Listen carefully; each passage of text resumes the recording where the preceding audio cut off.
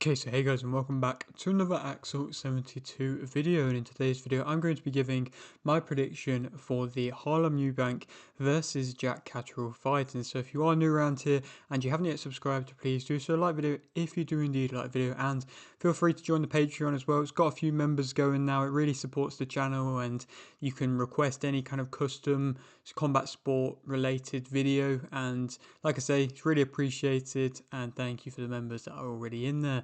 But yeah, let's get straight into this video. So for this fight, it's, in my opinion, a bit of a strange contest. I mean, in my view, I just don't think that this, really does much for either career of Harlem Eubank or Jack Catterall. I mean, definitely not Jack Catterall. I mean, he's worked so hard, Catterall, to kind of get this opportunity which he had against Barboza to kind of get himself in line for a world title. And then he lost, and he did lose that fight. And I mean, he was, I guess, I suppose in one way, Barboza Jr. was lucky to get the result, but also he did deserve the result. It was just due to the fact of Barboza Jr., came over to Manchester and took the fight there. And, you know, this is quite a big, I don't know if it kind of is a big step down realistically. I mean, Harlem Eubank, yes, has a good record on paper. He's got 21 wins, I think, now. And yes, on paper, that does look good, but he's not really crazily high ranked with anybody. His best opponent is Tyrone McKenna, who, credit to McKenna and some of the fights in which he's been in, but he's really not a great high level fighter. He's definitely not a world level type of fighter. And so, like I said, I think this really could jeopardize Jack Catterall's career if he loses. And I mean, even if he wins, I feel like it really doesn't do much for him yet. Like I said, I think if Catterall wins, then the opponents aren't going to just start lining up. He's still in the kind of who needs him club. And so, like I said, I just don't think it's a fight that maybe makes sense. Again, they're riding the high of the Eubank name, and I suppose you can have the question marks whether or not Senior will be there, but that, I suppose, will add a little bit of an entertainment value, but it's just not going to be the same kind of level of big fight as that of a Conor Benn versus Eubank Jr. It's just never going to happen.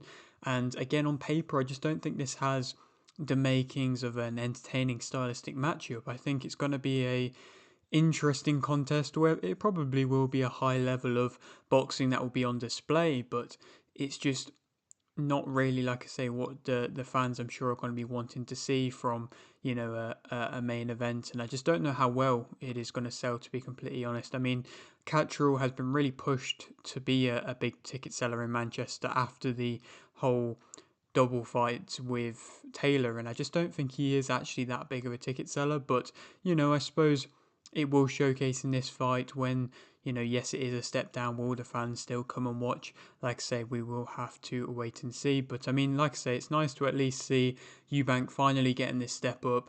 The amount of fights he's had with Wasserman where they've just been fights that are just kind of irrelevant, to be completely honest, and really don't do much for his career. And I mean, he's definitely had a couple fights in which have just been easily forgettable fights where he's just not looked very good, not entertained the fans, and just not really performed very well. And then, of course, that last performance of his was really good, to be completely honest. You've got to give him that credit. Yes, you've got to look at the name as well, Tyrone McKenna, who, like I've touched upon, was perhaps a bit of a shot fighter at that point, and you could tell that he didn't have a tremendous amount in him, but it was pretty much arguably a punch perfect performance from Harlem Eubank. And I suppose, there's no other performance that you'd rather go into a step up fight with, because, like I say, that was an excellent performance. I thought he fought very well, and I'll go into that a little bit more in a minute. But, you know, he is kind of copying that Senior type of style. And I think since, having Senior manage his career, I think he is picking up these tendencies. And yes, he's started boxing late, so that's probably why he's taken so much time to actually get into a high level. But like I say, it will be interesting to see if this is perhaps even too soon of a step up for Harlem. And I mean, there is one interesting debate in which I suppose I kind of have thought in my head, and it's just, do you do you guys think it's possible for Harlem Eubank to make it to a world title before Chris Eubank Jr.? Because, if you look at the way that things are going, if Harlem beats Jack, then perhaps he could actually go on to fight for an interim world title, possibly. You know, the welterweight division really isn't that stacked at the moment, and you look at the fact that Crocker and Donovan just fought for a world title eliminator. Maybe he could go in and, you know, slot into a world title eliminator perhaps next if he beats Jack Catterall. So, you know, he could possibly get it to a world title before Chris Eubank Jr., because obviously they've announced the Eubank Jr. versus Ben rematch now. But, you know, there was talks about the winner of Eubank Jr. and Ben going on to face Canelo, or at least being talked about to face Canelo. That's probably not going to happen. So, like I say, perhaps Harlem has more of a chance of winning a world title before Chris, and maybe the fans should get behind Harlem that bit more. You know, possibly it's just a bit of a debate that I was having.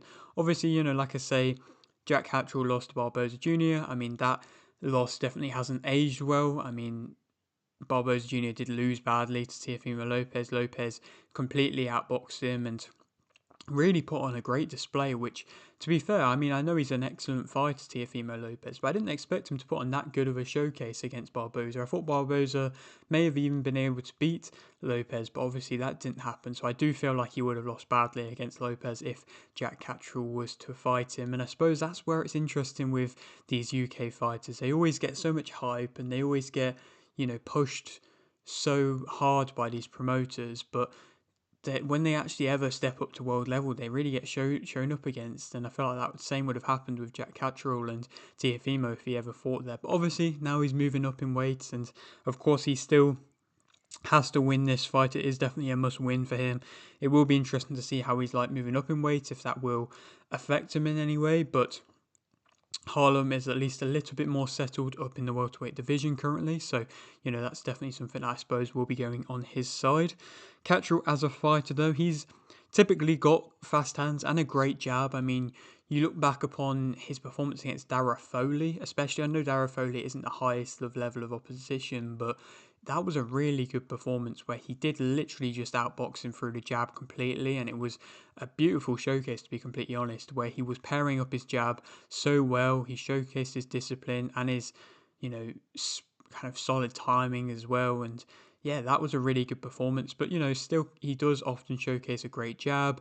He is, like I say, well conditioned. He springs into his lead hand, which is a shot in which he's developing well. He finds his range typically quite well, and I think that's definitely something that he does better than that of Harlem Eubank. He feints well.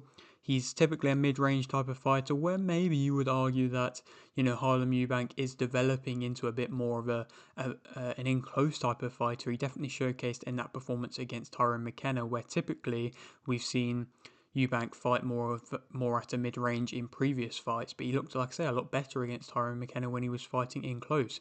But to speak more about Catterall, like I say, he feints well, he's patient for the most part, he changes levels well with the jab, he's accurate, and he's efficient with his work for the most part. When he's allowed to fight at his pace, a lot of his work will be very accurate and sharp, and he won't be wasting many punches.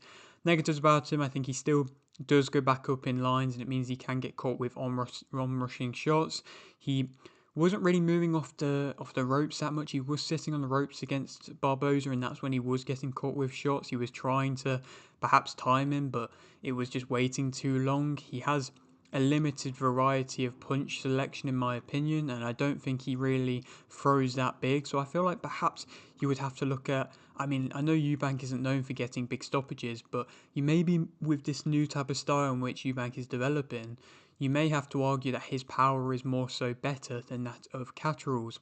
He doesn't really push his shots through the guard that much. His head movement is come and go. Sometimes it's good, sometimes it's limited. He doesn't fight the best in close. I think his balance and his defense when he is coming in can be a bit limited. He doesn't cut off the ring that well, and if his opponent can cut off the ring against him, you know, like I say, that's when he'll just sit on the ropes. He can be a bit predictable when he commits if he does wait too long, and he can lean a bit too much on the back foot. Yes, that means he can spring into his shots a bit, but it also, like I say, results in him being off balance. Speak about Eubank as a fighter, he works angles well. And again, going back to that last performance of his, he really was working them angles really impressively, and he waited for his moment and sprung, and that's where, of course, he was able to get the stoppage. He's got solid defensive movement. He was showcasing that, where he showcased a confident display of defensive movement where he really wasn't getting caught with many shots. Yes, he wasn't perhaps always throwing that much, and it meant that he was quite far out of range, but it was still, like I said, solid, good defensive movements. He's definitely not a stationary target. He's got fast hands, he's got fast footwork, he's improving, like I say, with every fight. I think he does eventually kind of work his way in, and if you allow him that time, he will try and work his way in, and Catterall might allow him that time to dictate the pace and, like I say, slowly get his way in. He pivots well. I think his stamina is definitely there. He's always able to move, and he's definitely got that youthfulness about him. Negatives about him, I think, of course, finding his range and fighting at range is something in which I still believe is limiting for himself. I think he can get held at a jab, which will be interesting to see how often he gets caught with that against somebody like a Jack Catterall. He is a bit of a slow starter, but I can't say that Jack Catterall's that quick of a starter.